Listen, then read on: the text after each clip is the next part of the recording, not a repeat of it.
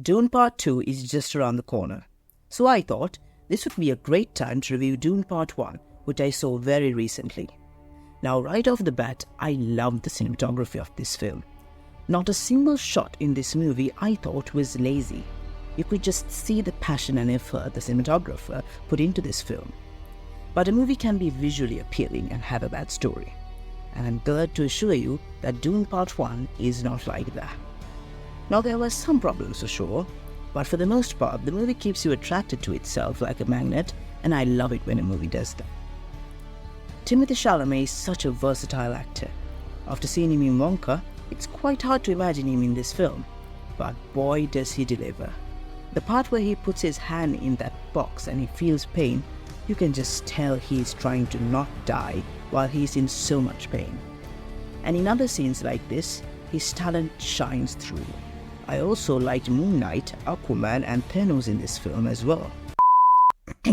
Sorry. I meant I liked Oscar Isaac, Jason Momoa and Josh Brolin in this film. Javier Bardem has so little screen time in this film, but in that screen time, he was absolutely brilliant. Something that was fascinating in this film is the conversation between Paul and Duke Leto. Usually in movies like this, the parent is an asshole who wants to make the son the same person he or she is. But in this film, I love this line by the Duke. Your grandfather said, "A great man doesn't seek to lead. He's called to it." And he answers. And if your answer is no, you'll still be the only thing I ever needed you to be. My son. As for problems, well, I have a few. First is the pacing. I did think the movie weighs on you at times, and I did feel like doing something else.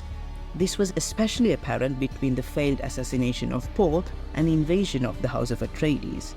Nothing really happens in that time period. Second is the exposition-heavy dialogue. And the third and the biggest problem is the fact that it is a part 1.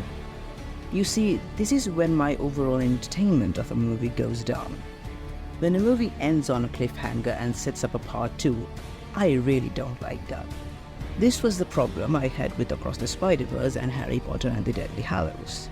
They are just half of movies. When you do a split like that, I recommend you do it like Infinity War, where the movie you have already has a beginning, middle and end, rather than having a movie with just a beginning and middle.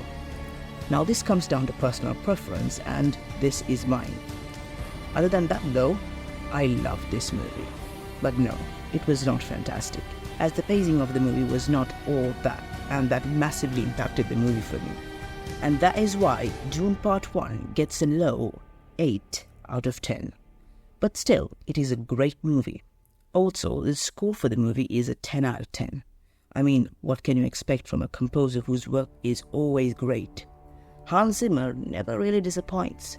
And I'm glad that I saw this movie, because all that is left now is to watch Dune Part 2.